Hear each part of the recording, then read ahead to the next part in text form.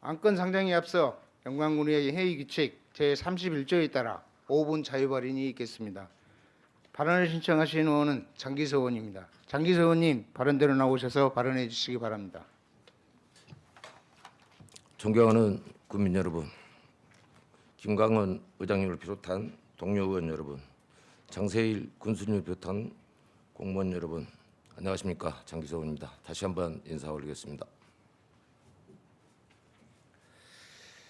본의원은 오늘 난임 부부 지원 확대, 2025년도 하반기 정기 인사 문제, 공무원 급량 및 현실화 등 우리 군의 미래와 행정, 신뢰에 직결되는 세 가지 주요 현안에 대해서 발언하고자 합니다. 첫 번째로 난임 부부 지원 확대입니다. 저출산 문제는 더 이상 한 가정의 어려움에 국한되지 않고 지역과 국가의 존립을 위협하는 심각한 사회 문제로 자리 잡았으며 아이를 갖고 싶어도 경제적 부담과 반복되는 시술 실패로 인해 많은 부부가 좌절하고 있는 실정입니다. 영광군은 난임 시술비 본인 부담금 지원, 전남형 시술비 지원, 한방 난임 치료 지원 등 다양한 사업에 약 1억 1,200만 원의 예산을 편성하여 운영하고 있으며 체해 수정 시 최대 150만 원, 인공 수정 시 30만 원 등 정부 지원의 추가적인 군비 지원도 병행하고 있습니다. 하지만 지원 규모와 횟수는 여전히 부족하다는 현장의 목소리가 크다 할 수 있습니다.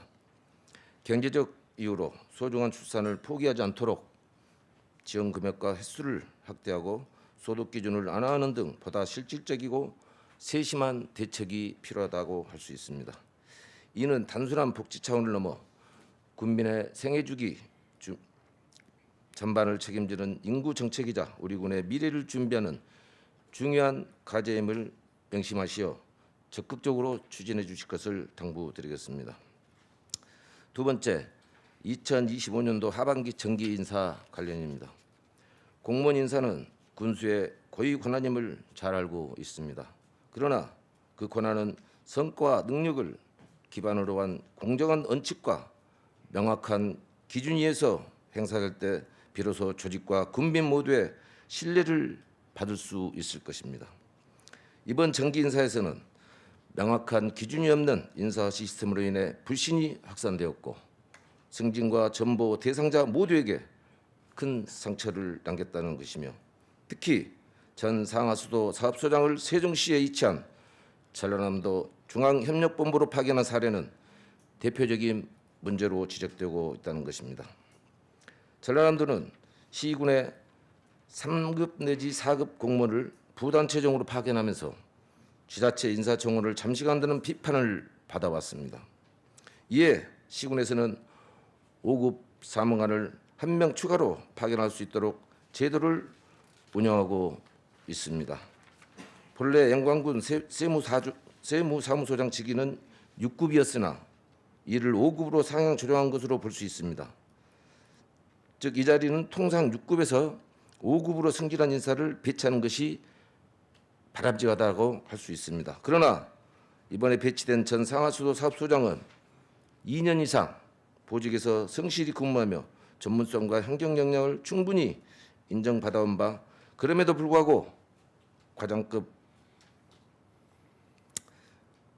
보직자 및 팀장급 직위로 전환 배치한 이번 인사는 조직 내 직급 체계를 무시한 결정으로 인사 기준을 역행했다는 비판까지 제기되고 있다는 것입니다.